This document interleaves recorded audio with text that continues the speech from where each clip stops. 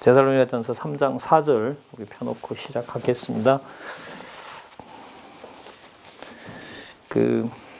간단히 하나 연결고리 짚고 또 들어가 볼게요. 에베소서가 만약에 이제 이런 구조라면요. 에베소서가 시간 세계에서 이제 뭐 예수님 오셨을 때 사도교회, 우리도 마찬가지고 에베소서가 여기를 보면서 영원한 세계로 가는 거라면요. 데살로니가 전서는 여기를 보면서 일로 가는 겁니다. 그러니까 데살로니가 전서 지금 오늘까지 온데 보면 뭘 기다리는 것이 그리스도 영원한 나라가 도래한다는 거죠. 재림과 심판 기다리는 거잖아요. 그러니까 여기에서 이 심판이 분명하다는 걸 내가 받고 있는 환난과 고난이 확증해 주는 거죠. 내가 왜 이렇게 환난과 고난을 받고 있는 거냐? 그리스도가 죽으신 것처럼 교회가 핍박받는 것이 내가 뭐 하러 온다? 심판을 하러 올 것에 대한 증거고 영원한 언약을 이루는 과정이다. 에베소서는 여기로 가는 게 아니고요. 창세 전에 그리스도 안에서 영원한 언약을 이루어 준 것이다. 고개를 한쪽으로 돌리면 에베소서는 왼쪽으로 돌려서 창세전으로 가서 창조로 가서 창조 이전에서 영원한 언약 성취를 보게 하는 거라면 데살로니가 전후서는 현재 고난받고 있는 데살로니가 성도들 아니면 지상의 교회가 고난의 강도가 강해질수록 재림의 날이 가까우고 있다. 하나님이 돌아가신 것이 아니라 하나님 살아계신다. 왜요? 심판 날이 가까움으로. 그럼 심판은 왜 하느냐? 창세전 영원한 언약을 이루시고 확정하시기 위해서 다음에 심판 세계가 온다. 그럼 이렇게 되면 구원론이라는 이 과정 자체가 어디에 들어가죠? 여호와 하나님의 존재 밑에 들어가게 되는 거죠. 그래서 이제 구속사가 아닌 우리가 언약 성취 섭리사라는 것이 구속이 목적이 아니라 여호와 계시가 목적이다. 이렇게 되는 거죠.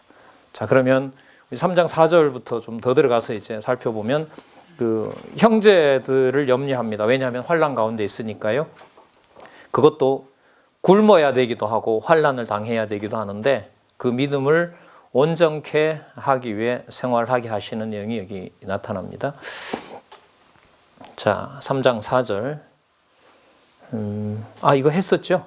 3장 4절. 믿음을 온전케 하기 위해 생활하는 일이었고 이를 재림 때까지 그렇게 하신다. 자, 3장 11절입니다. 죄송합니다. 3장 11절부터 자, 장이 넘어가면서 의미 단위가 끊어지죠. 자, 이런 부분들 연구해서 참 재밌는 부분이에요. 자, 우리는 3장, 4장 남이 나눠 놓던 단락을 따라가는데 8870에 보시면 3장 11절에서부터 4장 2절까지 이렇게요. 자, 이건 의미 중심이라는 걸 아주 잘 보여주는 단락 구분이죠. 사랑이 넘치고 거룩함에 흠이 없어 더욱 많이 힘써 생활한다. 상황이 좋으니까 힘쓰는 게 아니고요. 상황은 더 뭐해지지만 더욱 나빠지지만 이렇게 되죠. 하나님 우리 아버지와 자 여기 주어 늘 확인하십시오. 이게 하나님 우리 아버지와 우리 주 예수 이게 그리고 또 이 글을 쓰는 사람은 사도 바울이 아니라 누구로 보면 성령으로 본다면 성부 성자 성령 하나님께서 이렇게 되는 거죠. 주어를 잡는다면 우리 길을 너희에게로 직행하게 하옵시며 또 주께서 우리가 너희를 사랑한 것 같이 너희도 피차간 모든 사람에 대한 사랑이 더욱 많아 넘치게 하사 너희 마음을 굳게 하시고 자 그다음 보세요. 우리 주 예수께서 그의 모든 성도와 함께 뭐 하실 때? 강림하실 때. 그럼 지금 있는 환난과 고난이라는 것은 뭐의 증거다? 강림을 분명히 하신 것에 대한 증거다. 그러면 이제 환난의 필연성이겠죠. 궁핍의 필연성인 거고. 그러니까 목사님 여기서 이제 구약 배경을 딱 하나 떠올려 볼게요. 남쪽 유다가 망하는 내용이 열왕기에도 나오고 역대기에도 나옵니다. 에스겔의 그 내용과 예레미야 예언을 가지고 말씀드리면 1차, 2차, 3차 침략이 어떻게 그 20년 동안 망해가냐 하면 칼과 기근과 연병으로 망해갑니다. 그 방법을 하나님이 정해놓은 거죠. 그러니까 칼에 살아남은 자는 뭐로 죽이고? 연병으로 죽이고 그 다음에 연병에 살아남은 자는 굶어 죽인다. 그래서 마지막 3차 멸망할 때 자녀를 잡아먹는 일이 레위기 26장에 있는 대로 이루어지는 거죠. 무서운 어떻게 보면 세대 교체인 거죠. 그 다음에 70년 맡겼다가 다시 돌아와서 스룹바벨 성전을 짓게 하고 예수 그리스도가 오실 준비를 하시는 겁니다. 자, 그러면 데살로니가 교회 성도들의 당하는 환난과 핍박이라는 것이 어느 날 예수 믿다가 당한 일이 아니다. 이미 어디에 예고된 거죠? 레위기 26장에 있었던 무서운 언약이 이루어지면서 실체로 누가 오실 것을 메시아가 오셔서 이방이 들어오는 자손 땅 통치 언약을 이룰 것에 대한 것이 데살로니가 성도들에게 이루어지고 장차 반드시 그렇게 된다. 그걸 확증해 주는 내용이 바로 이 구절입니다. 그래서 절대로 이 부분이 작은 분량으로 연구가 빨리 나가지가 않습니다. 그러니까 목사님들한테 저도 이렇게 전해드립니다마는 분량이 적기 때문에 시간을 맞추려고 한 구절 읽고 길게 하는 게 아니라 그 낱말 개념 하나 속에 뭘 다 담고 있어요. 어떨 때는 마태복음 하나가 다 담기고요. 아니면 마테마가 누가 요한이 다 담길 수 있고 아까 저자도 안내하고 있잖아요. 레위기 1장에서부터 27장은 데살로니가 전후서의 분량으로만 봐도 4배입니다. 그건 무시할 수는 없잖아요. 왜 이 안내를 레위기서의 그 성별 규례에 맞추고 있느냐. 그 내용에 보면 뭐가 나오냐면 끌려가고 자기 자녀를 먹는 일이 벌어지는 거죠. 약속으로 보면 다 끝나는 겁니다. 자손 언약이고 뭐고 자기 자녀가 입으로 들어가는데 뭔 약속이고 무슨 여호와의 신실성이 다 끝나는 거죠. 근데 그때부터 뭐가 시작하는 거죠? 그리스도가 오셔서 진짜 참 언약의 백성, 신령한 땅, 영원한 성전, 하나님의 나라, 그걸 그리스도가 오실 준비를 예레미야, 에스겔에서 하고 있는 거죠. 자, 그러면 그런 부분을 또 생각하시면서요. 13절 내용 한 절이지만 우리는 큰 틀을 가지고 생각해 볼 수 있습니다. 끝부분이니까요. 하나님 우리 아버지 앞에 거룩하고 흠이 없게 하시기를 어디에 나왔었죠? 에베소서 1장 4절이죠. 자, 그러면 자, 종말로가 아니라 뭐 종말로는 이게 아니고요. 문법적으로 그러므로 이제부터는 이런 뜻입니다. 거룩하고 흠이 없게 하시기를 원하노라. 자, 그렇다면 이제부터는 형제들아 우리가 주 안에서 너희에게 구하고 권하노니 너희가 마땅히 어떻게 행하여 하나님을 기쁘게 할 것을 우리에게 받았으니 곧 너희 행하는 바라. 보세요. 더욱 많이 힘쓰라. 하던 고생 더하라 이 말 아닙니까? 그게 맞다는 거죠. 사도 바울이 전해줬던 대로 복음 정확하게 전하고 남아있는 성도에게 어떤 사람은 배신해서 그 물건을 탈취해 가더라도 계속해서 그 자들을 잘 돌보고 그 교회를 하나님의 교회로, 그래서 누가 기뻐하는 대로 하나님이 기뻐하는 대로, 그러니까 구도가 이렇게 되는 거죠. 사람에게는 어떤 기쁨을 취하지 못하게 하고 온전히 남겨준 사람은 내가 계속 포부해야 될 사람, 계속 줘야 될 사람, 이 사람을 딱 남겨놓는 거예요. 근데 여러분 이게 누구 경우죠? 사도 바울이 그거 아니에요? 그 좋은 신분의 바리새인이라는 신분의 뭔가를 좀 득을 볼 수 있는 여지를 다 없애버리고 진짜 짐승 같은 누구만? 이방인들만. 그래도 그렇게 와서 수고했는데 다가오는 건 결과는 뭐죠? 배신. 아무것도 남는 게 없는 거예요. 사도 바울로 보면.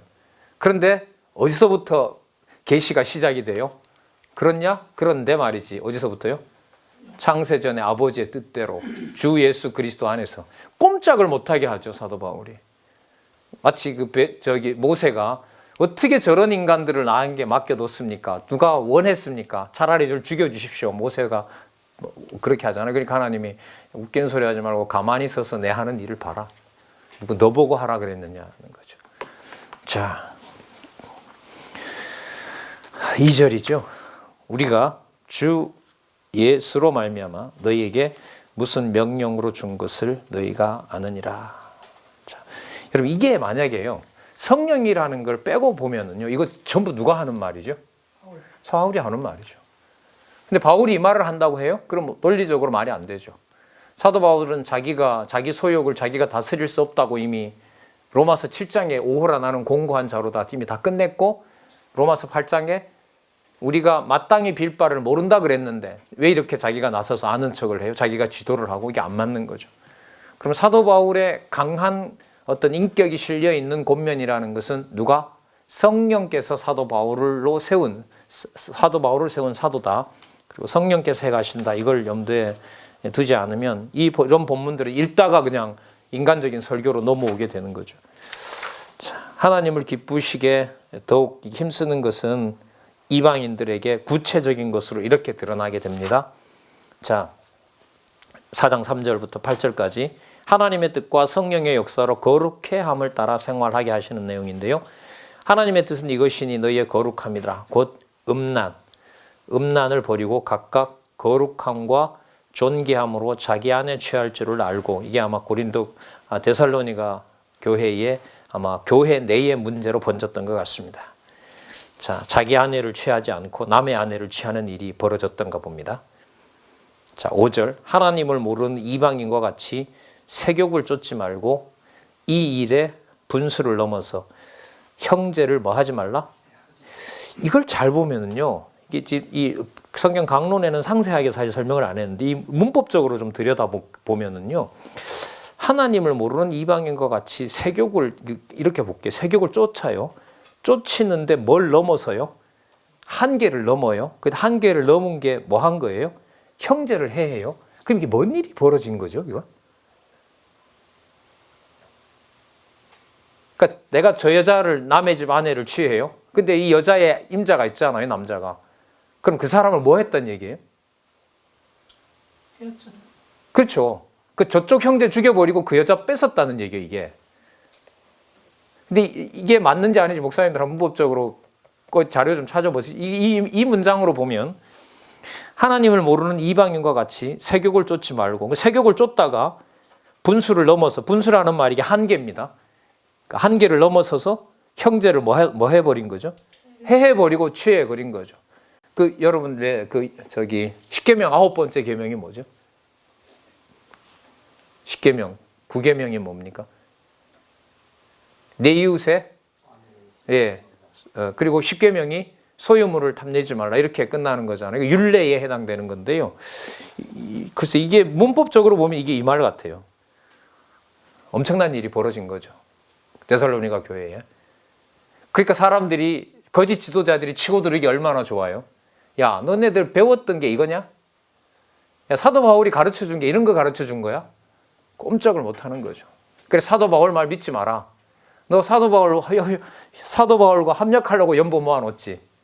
사도 바울 그 거짓말장이다. 그런 거 아니다. 그거 봐라. 너희들 어려울 때 사도 바울이 오냐? 오지도 않지 않느냐. 그리고 그 글이나 몇 자 적어가지고 뭐하라. 사도 바울 믿지 마라. 사도권을 통째로 흔들리게 하죠. 마치 구약에 아니면 그리스도가 모든 자신의 메시아권을 뭐 한 것처럼 전부 흔들어 놓고 바닥에 내동댕이 치게 해서 하나님의 일을 이루어 가신 것처럼 바로 복음서에 나타난 그리스도의 죽음의 또 환란의 또 어떤 그 핍박의 그런 것들이 지금 데살로니가 교회를 통해서도 이루어지고 있다고 할 수 있겠죠. 자, 그런데요, 그 다음에 답이 나오네요. 이는 우리가 너희에게 미리 말하고 증거한 것 같이 이 모든 일에 누가 신원하여 준다? 얼마나 여러분 분통 터져요. 그런 일이 벌어졌으면 저게 사람이 할 짓인가 이렇게 갈 거 아니에요. 근데 누가 신원해 주신다고요? 주께서 원수 다 갚아주신대요. 목사님 이런 것 반발심이 안 생기세요? 나중에 신원하지 말고 지금 뭐 하면 돼요? 안 일어나게 하시면 되잖아요. 저는 이제 처음에 말씀드렸을 때 이 뚫는 거, 진짜 뭐 감격스러웠어요. 근데 이제 이 구도를 잡고 이제 본문으로 내려간단 말이죠. 장세기도 들어가고, 뭐 시편도 들어가고, 곳곳에 들어가요. 근데 본문에 가까이 오면 가까이 올수록 사람이 뭔가 감당해야 될 상황이 아닌 거예요. 안 맞아요, 이게. 도대체 이런 게 뭐냐? 그러니까 제가 생각했던 어떤 도덕적 상식이라는 게 성경 본문에 갈수록 다 안 맞는 거예요. 그러니까 논리적으로는 투명한데 믿어지는 것은 점점 멀어지는 거 있죠. 그러니까 논리적으로 뭔가 정보를 많이 담은 것은 말은 되어 가는데 이 부분을 스스로 야, 너 이런 하나님 진짜 믿냐? 야, 심판을 나중에서 갚아줄 바야 차라리 그것도 교회인데 그 유명한 사도 바울이 세운 교회에 그런 일이 안 일어나게 못하냐 하나님이? 너 그런 하나님 진짜 좋냐? 제가 우리 공부하시던 이제 분들한테 제가 가끔씩 그렇게 질문을 던져요.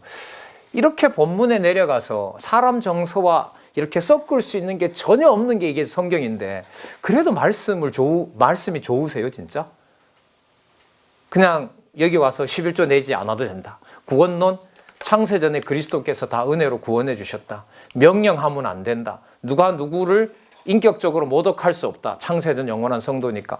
그런 말이 좋아서 있는 건지 스스로 어떻게 보면 제 문제죠. 그게 좋아서 있고 거기가 행복해서 있는 건지 아니면 그런 말씀이 인간 중심적인 것이 아니라 하나님이 다 해가신다는 것이 믿어져서 나를 하나님께서 여기다 남겨두시고 살려두신 건지 그걸 조금은 좀 이렇게 뭐라 그래야 되나 심각하게 좀 몸부림쳐보고 싶은 마음이 많은 거죠. 이런 부분들이 저는 사도 바울을 하나님이 섭리해 가실 때 뭐 로마서부터 해서 여기 디모데전서 빌레몬서까지 어차피 줄 걸 이미 확인된 이거 상벌도 여기 다 정해져 있거든요. 그리스도 안에서 복받을 자와 그리스도 밖으로 버려질 자를 우리는 모르지만 다 정해 놓으셨는데 어쨌든 택자에게 줄 심판의 복은 분명한데 이게 영원한 생명인데 생명의 근원 되시는 영원한 세계에 속한 영원한 생명인데 꼭 이렇게 하셔야 되나. 그래서 이제 제가 얻은 결론은 머릿속에 있는 것과 그 있는 것이 내가 믿어지는 분량하고 일치가 절대로 안 된다. 믿어지게 하시는 것은 전적으로 주권과 은혜다. 그렇게밖에 전 결론을 못 내겠어요. 그래서 저는 이렇게 말씀을 드리다가도 내가 시간과 상관없이 말씀을 한 구절이라도 놓고 전체로 이렇게 묵상하고 좀 말씀을 오래 상고할 수 있는 그런 시간들이 안 주어지면 저는 아마 모르겠어요. 뭐 아프다는 핑계를 대서라도 말씀을 좀 보고 좀 소생을 해야 될게 이런 생각이 이제 많이 들 때도 있어요. 우리 목사님도 마찬가지라고 보는데요. 자, 신원하여 주심이니라 7절 하나님이 우리를 부르심은 뭐 하게 하심이 아니래요. 부정케 하심이 아니요 뭐 하게 거룩해 하심. 언제 거룩해 한다는 거예요? 이 본문으로 보면 신원해 줄 때, 심판할 때. 그럼 지금 좀 해주면 안 돼요? 안 돼요? 예. 진짜 전화번호만 알면 전화 좀 가끔 드리고 싶어요. 몇 번인지. 8절 그러므로 저버리는 자는 사람을 저버림이 아니요 너희에게 그의 성령을 주신 누구를? 이거 예수님이 약속한 거 맞죠? 예수님이 요한복음에 뭐라 그러죠? 지금 나를 부정하는 건 사함 받을 수 있다. 그런데 내가 가서 보낼 성령을 부인하면 뭐 할 법이 없다? 사죄할 법이 없다. 그러면 지금 여기서 사도 바울로 기록한 내용을 받아들이지 않는다는 거, 그걸 대적한다는 것은 누구를 대적하는 거죠? 그럼 이게 무슨 권위냐면 이게 바로 성경권입니다. 성경권. 이게 무서운 거죠. 그러니까 목사님들 한번 생각해 보세요. 본문 다 떼버리고 내가 설교하려는 거 40분짜리 준비해놓고 모든 말과 예화를 들고 결정적으로 내가 필요한 성경 구절을 끼워 맞춰서 성경적 결론을 내서 설교를 했다. 그 성경적인 겁니까? 아닙니까? 아닐 확률이 99%죠. 왜? 논리적 상관관계를 무시하고 자기 틀 속에 성경을 써먹은 거니까. 신학자들의 논문이 뭡니까? 자기의 주제 속에 기존에 연구했던 타이틀을 넣고 성경도 가끔 써먹으면서 내 논문이 다른 학자들이 볼 때 독창적이면 연구비가 많이 나오게 되어 있죠. 표절하면 다 걸려버리고요. 교수직도 잃어버리고요. 그럼 내 걸 독창적으로 만들어낸다는 게 무엇까지도 써먹어야 돼요? 성경 절대권위, 절대적인 말씀까지도 써먹어야 살 수 있는 세상 아닙니까? 그러면 이게 데살로니가 전후서의 맥락은 이게 뭐지만 신앙 생활에 있어서 사도 바울 정도를 대적하는 것이 되지만 이쯤 가서 똑같은 상황을 보면은요 무슨 행동이 돼요? 이게 적그리스도가 되는 거죠. 적그리스도가 나중에 여러분들 여기 나타난 사단이 적그리스도가 누구 모습으로 온다고요? 찬란한 모습으로 집두실각을 머리에 쓰고 그리스도 어린 양의 모습으로 다가오는 것이 바로 짐승권세와 음료권세 아닙니까? 글쎄요, 설교가 적그리스도 노릇을 하는 상황이다라고 전 진단을 하는데 글쎄요, 목사님들 얼마만큼 동의하시는지 모르겠습니다. 기독교 방송 뭐 영향력 있는 교회들 나오잖아요. 그게 뭐 매스 미디어가 진리여서 불러대는 건 아니잖아요. 물질을 주니까, 방송사 운영비를 주니까 타임을 한두 시간씩 주는 거고, 나와서 인기 높아지는 건 그 전하는 목사고요. 그 교회 홍보 효과고요. 어쨌든 성경까지라도 잘 써먹어야 되는 상황. 그 상황에 저희들은 2000년 전이긴 하지만 성도의 거룩한 생활이 창세전에 장차 오실 나라를 기준으로 현재 당하는 환난과 핍박이 하나님의 심판이 분명하다는 증거를 지금 사랑의 수고 다음에 소망도 어디까지요? 정해졌지만 모르는 미래에다 두고 하나님께서 지금 가게 하시는 내용이라고 할 수 있습니다. 8절 무섭죠, 사실. 저버리는 자는 사람을 저버림이 아니요 너희에게 그의 성령을 주신 하나님을 저버림이니라. 더 추가할 내용은 없습니다. 자, 그렇다면 형제 사랑에 대해서 얘기를 합니다. 자, 그런데 형제 사랑에 대해서 여러분을 보면 진짜 여러분들에겐 더 드릴 말씀이 없습니다, 이거죠. 9절 형제 사랑에 관하여 너희에게 쓸 것이 없음은 너희가 친히 하나님의 가르침을 받아 서로 사랑함이라. 너희가 온 마게도니아 모든 성전을 대하여 과연 이것을 행하도다. 이 놀라운 교회 같아요. 이 데살로니가 교회하고요, 데살로니가에서 약간 내륙으로 들어가면 있는 교회가 어디냐 하면 그 유명한 신사 같은 교회, 교인들이 있는 어디죠? 베레아예요. 이 데살로니가와 베레아가 마게도니아 반도의 출발지인데요. 그 바로 옆에 빌립보 아닙니까? 마게도니아, 빌립보, 베레아 성도들이 사도 바울로 보면은 뭐냐 하면 바울이 오지 않는다 하더라도 자기 힘에 진하도록 넘어서도록 연보해 준 데가 사실 이 북부 마게도니아 반도예요. 그런데도 여러분들 여기에 데살로니가 교회 같으면 이렇게 성도를 사랑하는데도 한편으로 보면 누가 와 있는 거죠? 그 사도 바울이 진짜 사도 아니다. 저 사람 사도들 12명이 없었다. 결정적인 거죠. 자기는 사도라고 하는데 야, 유대인들한테 물어봐라. 예루살렘에 12명이 돌아다닐 때 사도 바울 본 사람이 있는가? 그거 어떻게 변명해요? 사도 바울이? 그러니까 사도 바울이 인간적으로 봐도 자기가 사도라는 변명을 할 수가 없어요. 한계가 있어요. 이건. 누구 앞에서 말을 안 할 수가 없어요. 그리스도가 직접 불렀고 승천에서 아무도 없다고 하지만 우편에 가신 그리스도가 직접 불렀고 그 그리스도의 종이지만 괴수 중에 괴수였던 자신을 뭐로 써요? 그것도 유대인의 사도가 아니라 뭐로? 거기에 무슨 자기가 챙겨야 될 자기 신분이라는 게 있겠어요? 그걸 누가 하신다는 거예요? 기약할 날만 정해주고 언제 오실지 모르지만 그렇게 하다가 가라는 거죠. 사실. 참 여지가 없어요. 인간적으로 보면. 써먹을 만한 게 없는 거죠. 사실 이 구절이. 그런데도 가장 많이 율법적으로 설교를 갖다가 써먹는 데가 사도 바울의 결정적인 구절들 한 구절씩 떼가지고 그냥 되니까 근거가 성경처럼 보이니까요. 사실 저도 속았고요. 속은 거죠, 실제로. 몰라서 진짜 인간적으로 보면. 자, 10절에 보면 너희가 온 마게도니아 모든 형제를 대하여 과연 이것을 행하도다. 형제들아 권하노니 자 쉬엄쉬엄 하라고 하죠. 더 많이 하고 또 너희에게 명한 것 같이 좀 들레고 하면 안 돼요? 목사님 이런 거? 뭐 하라 그래요? 조용히 오른손이 하는 일을 왼손이 진짜 죽겠어요. 이런 거 보면 저는. 그 다음 보세요. 자기 일을 하고 너희 손으로 일하기를 힘쓰라. 남의한테 빌붙어 살지 말라는 거죠. 이 문제가 디모데 전후서 가면 무슨 문제로 나오죠? 디모데가 진짜 과부가 참과부가 누군지 아닌지 머리가 터지죠.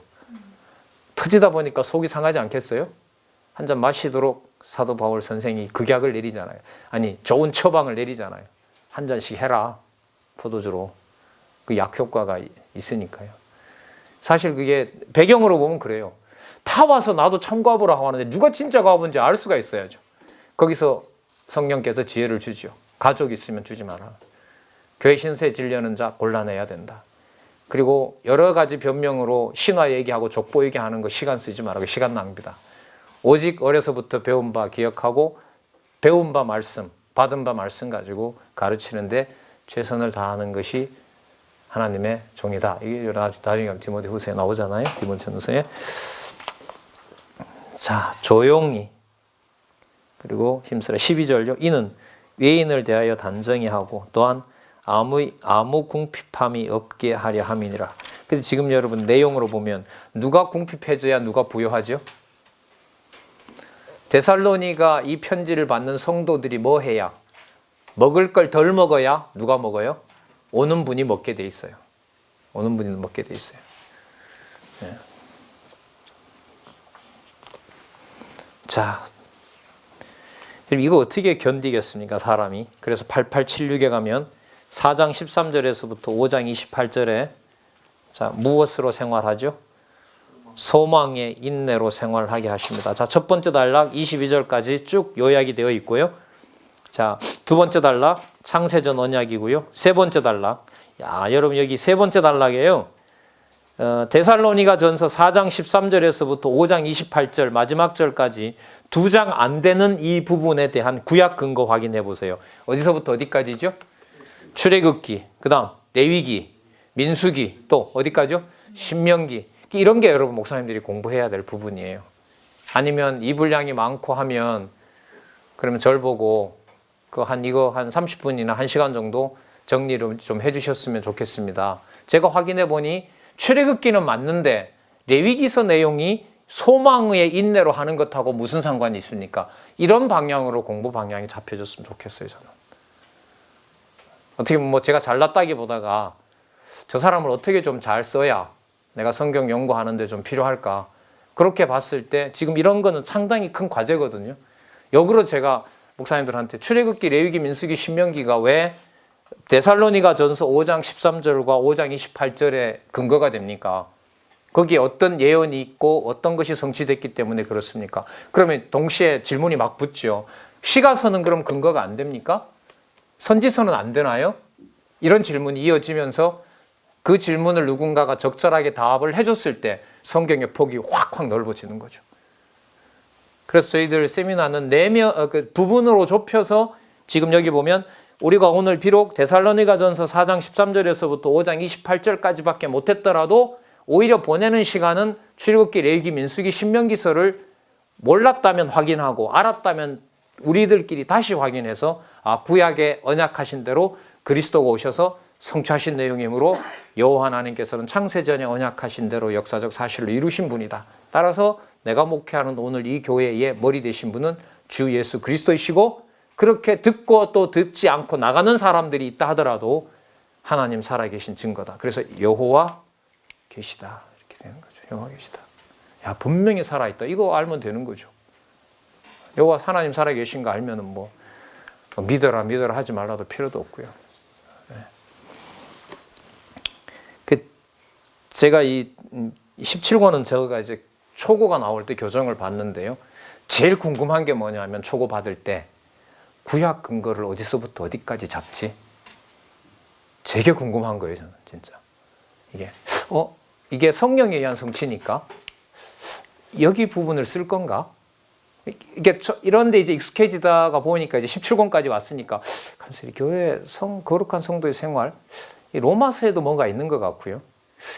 여기 예수에 의한 성취 내용에도 뭔가 있을 텐데 뭘 쓸까? 근데 이걸 안 쓰고 예를 들면 지금 같은 경우에 요 한 부분인데요. 성도의 거룩한 생활 가운데 소망의 인내로 생활함이라는 것 속에 근거를 출애굽기, 레위기, 민수기, 신명기서를 쓰는 거죠. 목사님 좀 더 얘기를 해볼게요. 이게 신명기가 아니고 여기까지 들어가잖아요. 그죠? 맞죠? 여기 어디에서부터? 출애굽기라면 여기부터거든요. 출애굽기부터 신명기면 이게 분량으로 보면 출애굽기, 레위기, 민수기, 신명기인데 의미로 보면 무슨 언약과 무슨 언약이 다 들어가 있어요? 자손 언약 성취 섭리에 있는 민수기까지 부분도 들어가고 땅 언약 성취 섭리에 있는 뭐까지 신명기까지 들어가잖아요. 그럼 머리가 또 더 혼란스러워져요. 그럼 자손 언약과도 연관이 되고 뭐와도 연관이 돼요? 땅 언약하고도 연관이 있는 거죠. 그러면 백성이 태어나는 백성과 연관되고 또 뭐냐면 하나님의 나라와도 연관이 되는 거예요. 이렇게 되면 이걸 무시하고 일로 올 수가 없어요. 그럼 어디로 또 가야 돼요? 그럼 그리스도께서는 이 부분을 어떻게 이루신 거지? 그리스도께서 자손 언약을 어떻게 이루셨고 땅 언약을 어떻게 이루셨는가? 이게 또 걸리는 거죠. 그러면 이제 이 4장 13절에서부터 5장 28절은 이걸 먼저 나가야 되나? 아니면 출애굽기, 레위기, 민수기, 신명기서를 다시 들춰봐야 되나? 그래서 이 20권이 많다고 하지 않고 해서는 이게 최소한의 분량으로 저자는 절차하면서 목적은 선명해요. 논리적 통일성으로 페이지를 이어놓은 것처럼 창세기부터 계시록까지 연결된 하나님의 말씀이다. 어느 부분도. 그거 일단 독자들에게 증명해야 되는 거죠. 근데 그 부분을 지금 이렇게 근거를 두 장도 안 되는 분량을 이른바 권 네 부분을 갖다가 근거로 해놨을 때는 저자는 그걸 아니까 해놨을 거 아니에요. 뭐라고 물으면 다 설명할 거란 말이죠. 본인이 이렇게 적었으면.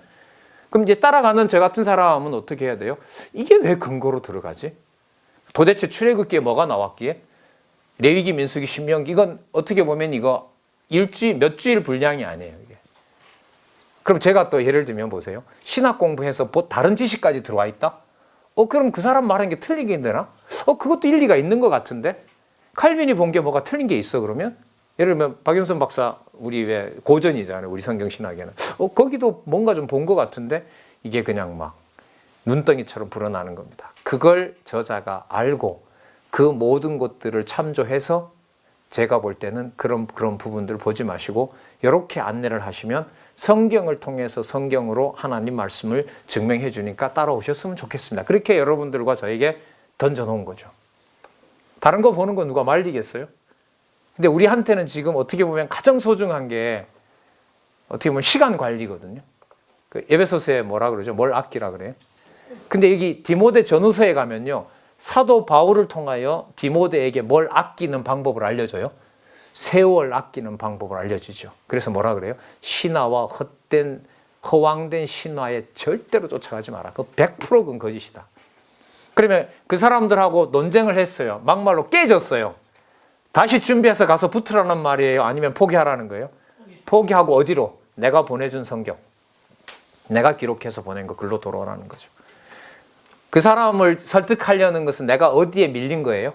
신화의 지식에 밀린 거죠. 맞죠? 네. 그 기분이 상한 거 아니에요? 학자들이 왜 연구를 계속해요? 이번에 가서 깨졌단 말이에요. 저 사람한테. 그럼 그 다음에 가서 저 사람보다 뭐예요? 월등하게 제시해서 내가 학계 인정받아야 되니까. 학계 인정받아. 그래서 내가 그 방면에는 뭐다? 전문가다. 이 방면에는 이 사람이 권위자다. 아니면 그 권위자 레벨에 들어간다. 그 세상이 이런 지식으로 추구하는 거 아니에요? 그건 아니죠, 성경은. 자, 좀 또 새길로 샜네요. 자, 형제들아, 13절 보십시오. 형제들아, 자는 자들에 관하여는 너희가 알지 못함을 우리가 원치 아니하노니. 여러분, 죽은 자들이죠. 그럼 이렇게 정리할게요, 목사님들. 자는 자들은 누구냐 하면은요, 믿음의 사역과 사랑의 수고로 소망의 인내를 가지고 살다가 돌아가신 믿음의 선배들. 맞죠? 그렇게 읽어야 하잖아요. 이제까지 배워왔다면. 맞죠? 죽도록 고생하다가 올날만 마음에 안고 뭐한 분들, 돌아가신 분들, 자는 자들. 이 성도거든요, 분명히. 너희가 알지 못함을 원치 아니하노니 이는 소망 없는 다른 이와 같이 슬퍼하지 않게 하려 함이라. 우리야 저렇게 좋은 일 하다가 어떻게 저렇게 비참하게 죽으셨지? 안 통합니다. 여기서는 적어도.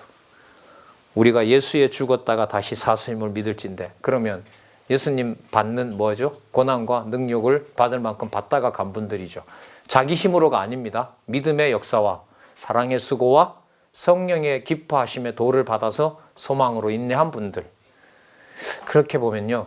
신앙의 어떤 본을 하나님이 보여주는 것과 안 보여주는 것은 너무나 차이가 크다고 봐요. 그런데 저희 대한민국은 아까도 말씀드린 것처럼 곳곳에 가면 우리보다가 못 배웠고 우리보다가 몰랐지만 복음 진리 하나로 간 분들이 대한민국 조선 8대에는 나중에 북한까지 간다면 북한은 더 많지요.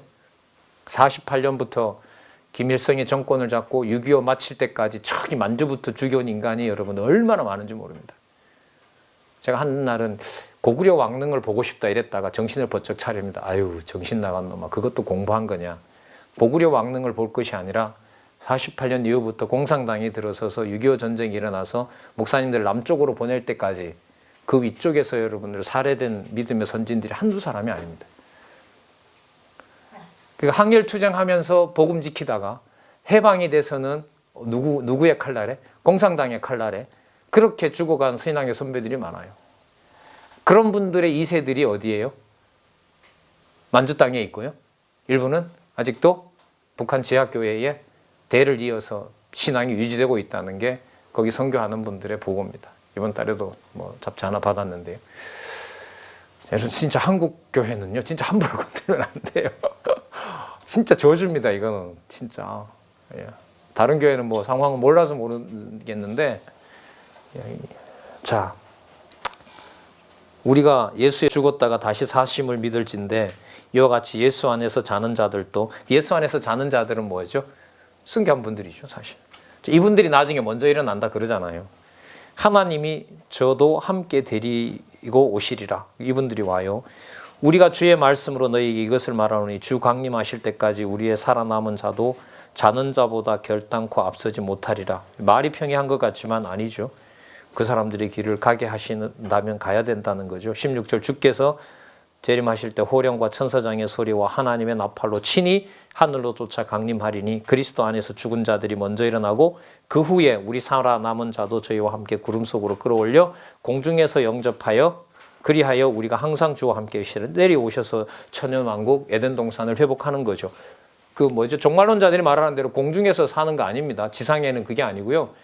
아담 때 잃어버렸던 땅을 천년왕국에서 천년 동안 회복하시는 거예요. 공중에서 맞는 거죠. 맞아서 내려와서 여기서 천년 동안 왕노릇 하는 일입니다. 그러므로 이 여러 말로 서로 뭐하라? 위로하라. 자, 항상 또 나오죠. 그리하여 우리와 뭐하라 그러죠? 항상 주와 함께 있느니라. 그러면 여러분 천년왕국 회복된 다음에 항상 있습니까? 지금도 항상 있습니까? 지금도 항상 있어서 거룩한 성도의 생활을 성령의 거룩한 진리의 도로, 성령의 진리의 도로 우리를 양육하신다는 것을 우리가 앞에서 배웠죠. 같이 확인했던 거죠. 자, 여러분 이 데살로니가 전서의 내용들이 이렇게 정리가 되어 가고 있습니다. 자, 성령의 기쁨의 도, 이 낱말도 정심을 잘 먹어서 깜빡깜빡하네요. 죄송합니다. 데살로니가 전서 1장 6절에 많은 환난 가운데서 성령의 기쁨의 도를 받아 우리와 주를 본받는 자 되게 하셨다. 자, 이게 4장 5장의 마무리가 돼야 되니까요. 앞부분에 나와 있는 핵심 개념을 한번 잡아서 어디 주제와 여기 데살로니가 전서 주제와 한번 확인하려고 앞부분 소개드렸습니다. 자, 5장 1절에서 11절 도적같이 강림함으로 깨어 근신하고 덕을 세우며 생활하게 하십니다. 형제들아, 때와 시기에 관하여 너희에게 쓸 것이 없으면 주의 날이 밤에 도적같이 이룰 줄을 너희 자세히 알미라. 예수님이 약속하셨고 또 그 날과 시는 알 수가 없고 징조는 말씀해 주셨죠. 땅 끝까지 복음이 전해진다는 거요. 저희가 평안하다 안전하다 할 그때 잉태된 여자에게 해상 고통이 이름과 같이 멸망의 호련이 저에게 이르니 결단코 피하지 못하리라. 형제들아, 너희는 어두움에 있지 아니하매 그날이 다시 도적같이 너희에게 임하지 못하리니 너희는 다 빛의 아들이요 낮의 아들들이니라. 여러분 이거 에베소서 5장 8절에 가면 나옵니다. 이거 앞에 이미 다 얘기했던 겁니다. 목사님 여기 우리 한번 볼게요. 여기 보시면 여기 뭐죠? 영원한 세계 원형이죠. 그죠? 이거 천지지요. 태초에 하나님이 천지를 만드십니다. 이 천지를 이 윗물 앞에 있는 거기 때문에 그림을 여기다 그려놓은 것입니다. 이 저자가 보면. 그리고 이 상황을 뭐로 그러죠? 하나님이 언제요? 태초에 천지를 창조하시니라. 이게 윗물의 근거가 되는 거죠. 그리고 첫째 날 만든 뭐와 뭐에? 빛과 어두움의 근거가 언제? 창세전 천과 지를 만들면서 이미 확정을 해놓으신 거죠. 그게 있으라 하심으로 빛이 있으라 하시고 그날을 뭐라 하고요?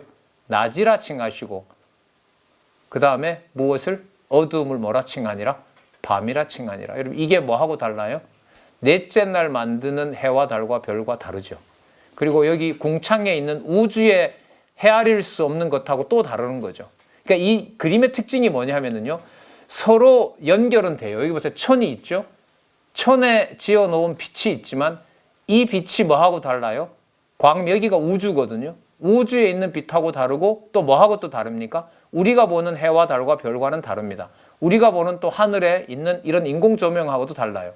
그러니까 이 천지창조 구조의 특징은 요 밑에도 설명이 되어 있는데요. 하나만 말씀드리자면 연관은 되지만 정해놓은 대로 이루어지지만 차원은 같아 다르다? 다른 차원이다.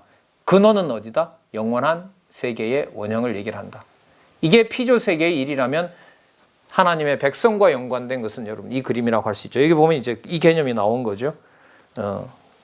자, 빛의 아들이요 낮의 아들이라. 이거 나중에 요한복음에 가면 예수님께서 참빛으로 오셨다는 거 증거하시죠. 6절. 그러므로 우리는 다른 이들과 같이 자지 말고 오직 깨어 근신할지라. 여러분 이때 근신이라는 게 여러분들 이게 도덕적 교훈 정도가 아니죠. 훨씬 넘어서죠. 그러니까 뭘 더 받도록 하시겠다는 거예요. 이게 근신이.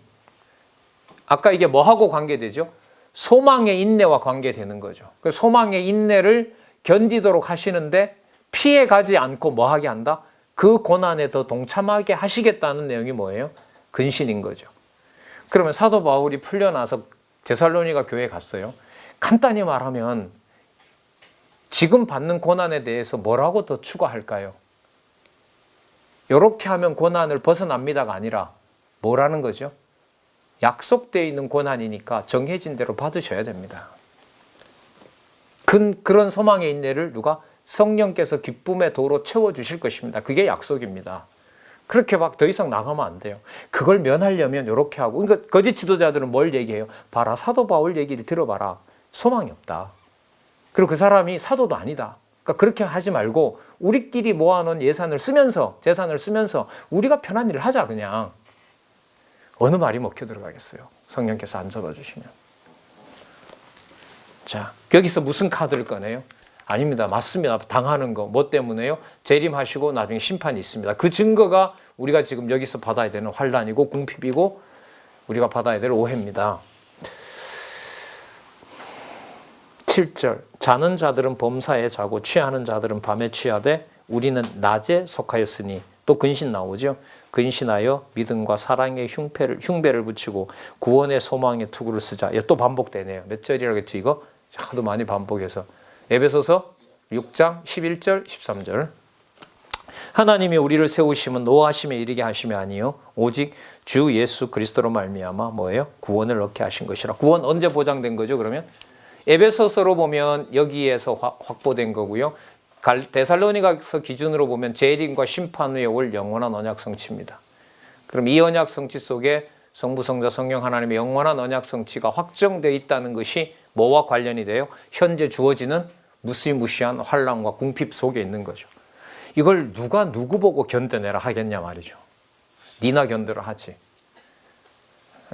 이게 쉽게 명령으로 이렇게 할 수 있는 성격이 아니죠. 그 다음에 더 이어집니다. 9절에 보시면 하나님이 우리를 세우심은 노하심에 이르게 하심이 아니요 오직 주 예수 그리스도로 말미암아 구원을 얻게 하신 것이라. 예수께서 우리를 위하여 죽으사 우리로 하여금 깨든지 자든지 자기와 함께 살게 하려 하셨느니라. 그러므로 피차 권고하고 뭐 하도록요? 고난 더 받자고. 피차 뭐 세우기를? 여러분 덕 세우기가 이게 참 이 원어하고 좀 거리가 멀어요. 여러분 덕 세우기가 무슨 뜻이냐면 교회 세우는 겁니다. 오이코도메오라는 뜻인데요. 건물을 세우다. 그럼 여기 맞죠. 데살로니가 교회를 세우는 것하고 관계됩니다. 그러니까 교회가 이게 교회입니까? 이렇게 핍박을 받는데 그게 아니라 이게 교회가 맞다. 왜? 그 핍박이 그리스도가 받았던 핍박을 통하여 그리스도가 하나님 아들 되신 것처럼 우리도 이 핍박을 통하여 뭐가 확증이 되기 때문에 하나님에게 속한 백성임을 확증해 주시는 하나님 살아계신 증거이기 때문에 이렇게 되는 거죠. 그러니까 이 구원은요, 이 지상에서 비참하게 죽건 편안하게 죽건 아무 상관이 없는 거예요. 그러니까 이런 거죠. 그리스도가 죽지 않아도 그분은 하나님 아들이세요. 참 이것도 힘들더라고요, 진짜. 제가 이렇게 어떤 연구 논문을, 석사 논문이네요. 그렇게 써서 하나님 정하신 대로 그리스도가 낮아지셨고 그게 하나님의 능력으로 이루셨다. 이러니까 그 지도하는 교수님이 막 버럭 화를 내요. 전사님이 이런 하나님 믿냐고. 특히 이런 하나님, 이게 기독론의 이게 핵심이란 말이죠. 그리스도의 낮아짐을 어떻게 보느냐. 그걸 하나님의 능력으로 보느냐, 아니면 그리스도가 패배한 걸로 보느냐. 세 번째 대안, 우리를 위해서 죽은 걸로 보느냐. 그래서 다 세 번째 대안을 택해요. 세 번째 대안을. 그러니까 하나님이 자기 아들을 죽인 이유가 누구를 너무 사랑하니까. 이게 말이 돼요, 이게? 당신 아들보다 우리를 더 사랑한다고요? 말도 안 돼요, 그건. 근데 그걸 듣기를 원하죠. 지금 현재 복음주의 계열에. 저는 그게 아니라고 했죠. 그건 아니잖아요. 성경에 그런 근거가 없는데. 그러니까 이제 저한테 그러면 박원기 씨는 아들을 데려다가 십자가에 못으로 박아 죽이는 그런 신을 믿냐고. 근데 하나님께서 작정해 놓은 거 맞지 않냐고. 그러면서 이제 넘어갔죠. 나중에 이제 그런 문제를 너무나 평이하고 쉽게 얘기해서 막 잔인한 군주인 신을 믿는지 한번 좀 생각을 알아보려고 했다 그러는 거예요. 뭐 그럴 수도 있겠죠. 그러나 여러분 지금 이 데살로니가 전서의 전체 그 내용과 연관시켜 보면 진짜 그 대답을 해줄 수가 없어요. 그 대답을 어떻게 내리겠습니까? 예? 듣기야 편하죠. 날 입에서 죽었다. 예? 자, 그럼 그런 구조로 창세기부터 다 풀리면 수긍을 하겠어요, 저도. 근데 그렇게 안 풀리잖아요. 훨씬 안 풀리는 게 많은데요. 첫 장부터 넘어지는데요. 그걸 어떻게 풀어내요? 자, 12절 더 강화되네요. 왜 강화되죠? 그리스도의 오실 것이 분명하기 때문에. 누가 먼저 태어났는지도 알려줬죠. 누가 먼저 그리스도와 살죠? 그리스도 안에서 함께 죽은 자들. 그러면 뭐 할 만한 거죠? 죄송하다. 뭐 하실 만해요? 뭘 하게 하실 만해요? 사랑하는 주의 종들을 뭐 하게 하실 만해요? 죽게 하실 만한 거죠. 그게 바로 뭐예요? 거룩한 성도의 신앙생활인 거죠. 여기 지상에서. 형제들아 우리가 너희에게 구하노니 너희 가운데 수고하고 주 안에서 너희를 다스리며 고난하는 자들을 너희가 알고. 사실 길지만요. 이분들이 누구예요? 있는 거 없는 거 다 털리고 이런저런 오해받고 몇 명 남지 않아서 사도 바울이 전해준 복음 그래도 기회 있는 성도들에게 전하려고 하는 분들, 그분들이 모인 게 여러분들 디모데 전후서 교회 이 체제입니다. 그래서 데살로니가 전후서 빼고 디모데 전서는 절대로 들어가면 안 돼요. 그 근거가 글쎄 한 80% 사라진다고 전 봐요. 그렇게 연결시킬 수가 없어요. 디모데 전후서를 따로 목회서순으로 떼서 본다? 저는 그것도 안 된다고. 굉장히 위험한 발상이라고 봅니다. 13절 저희 역사로 말미암아 사랑 안에서 가장 귀히 여기며 너희끼리 화목하라. 형제들아 너희를 권하노니 규모 없는 자들을 공개하며. 규모 없다? 이 행렬에서 이탈한 거죠. 무질서한 거고요. 성도들 연보에나 관심 있는 자들이죠. 이 맥락으로 보면 마음이 약한 자들을 아니하고 힘이 없는 자들을 붙들어주며 모든 사람을 대하여 오래 참으라. 삼가 누가 누구에게든지 악으로 악을 갚지 말게 하고 오직 피차 대하든지 모든 사람을 대하든지 항상 선을 좇으라. 여러분들 아까 뭐가 나왔냐면 그 피차 덕을 세운다 그랬죠. 그러니까 좋아지나 나빠지나 목적은 어디에 있어요? 하나님 교회에 세워지는 게 목적인 거예요. 그런데 내 기준으로 나한테 잘해주는 사람은 어디에 도움이 되는 것 같고 교회 세우는데 도움이 되는 것 같고 이 사람은 잘 안 하니까 그 사람은 뭐예요? 하나님의 교회 세우는데 별로 도움이 안 될 것 같은 그런 계산하지 말라는 거죠. 그러니까 누구 앞에서? 하나님 앞에서 재림 기다리면서 생활하자는 거죠. 이거 계산하지 말라는 거죠. 계산하는 거 나중에 야고보서에 다루죠. 그걸 뭐라 불러요? 세속주의. 그럼 그때 가서 또 살펴보도록 하겠습니다. 그래서 여러분 이겁니다. 항상 기뻐하라. 왜요? 모든 일이 뭘 세우는 것과 관계되니까. 교회 세우는 것과 관계되고요. 매사에 범사할 수밖에 없습니다. 왜죠? 막말로 죽기밖에 더 하겠습니까? 근데 죽을 만하다고 이미 알려줬지 않습니까? 자, 세 번째. 범사에 뭐 하라?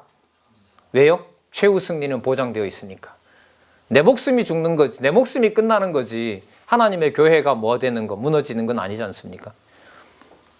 이는 그리스도 예수 안에서 창세전으로 갑니다. 너희를 향하신 정하신 하나님의 뜻이 하늘에서도 이루어지는 것입니다. 하나님의 뜻이니라. 자, 따라서 19절 따라서 제가 접속도 하나 넣어봤습니다. 성령을 소멸치 말고. 여러분 사도 바울의 말씀을 배제하고 성령의 뜻이 무엇인지 알 수 있겠습니까? 없겠습니까? 없죠.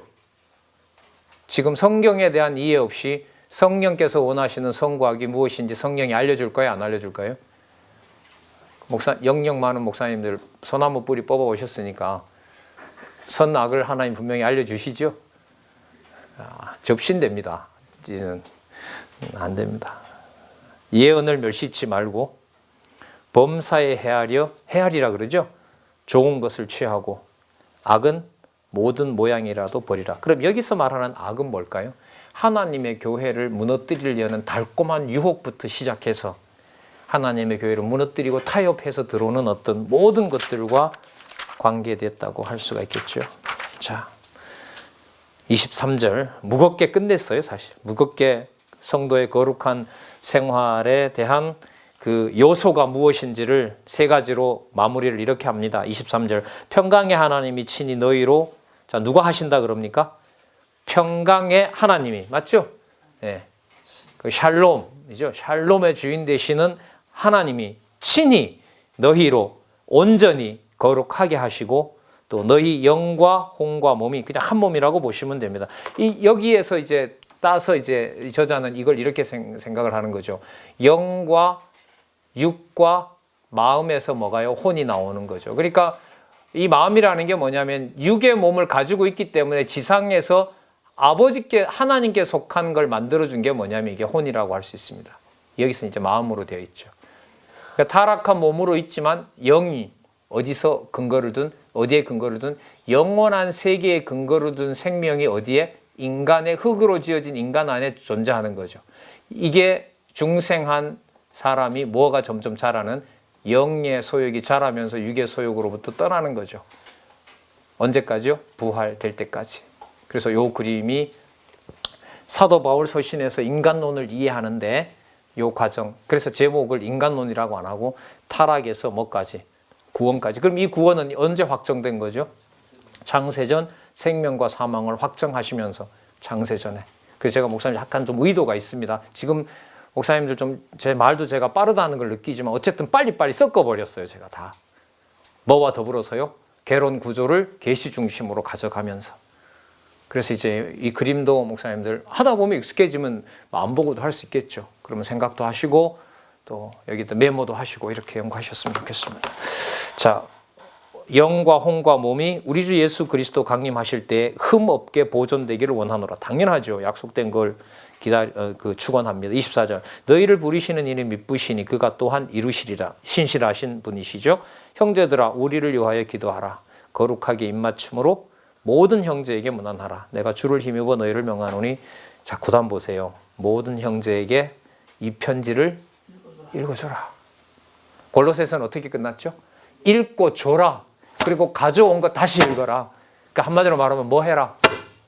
공부해라. 그럼 목사님들 결론은 뭘까요? 공부하시길 바랍니다. 하셨으면 좋겠습니다. 그래서 제가 이렇게 안내를 해드렸습니다. 확인해 주시기 바랍니다. 동력자인 거죠. 주 예수 그리스도의 은혜가, 우리 주 예수 그리스도, 가장 긴 명칭이죠. 우리 주 예수 그리스도의 은혜가 너희에게 있을지어다. 공부하자. 이렇게 끝나면서, 자, 그러면 여러분 이런 세 가지 믿음의 행위, 사랑의 수고, 소망의 인내를 통해서 데살로니가 후서는 뭐냐면 거룩한 생활의 실제가 어떻게 일어나게 되는지를 더 힘겹은 상황에다가 두고 거룩한 생활을 확증해 주는 내용이 데살로니가 후서입니다. 제 생각에는 데살로니가 전서만으로도 전 충분하거든요. 이 정도 고생한다고 했으면 좋은데 성령께서는 성이 차지 않아서 데살로니가 후서를 1장, 2장, 3장을 또 붙여놨습니다. 왜요? 내조라고 붙여놓은 게 아니고요. 내실이라고 붙여놓은 것도 물론 아니고요. 데살로니가 3장을 후서를 보고 그렇게 준비된 주의 신앙의 선배들 중에 주 예수 그리스도의 신앙의 선배들이 진리의 교회를, 아까 덕을 세운다 그랬죠? 그렇게 교회를 진리 중심으로 세운 신령한 교회의 체제, 그게 여러분들 뭐예요? 디모데 전후서 이렇게 가는 아주 중요한 달입니다.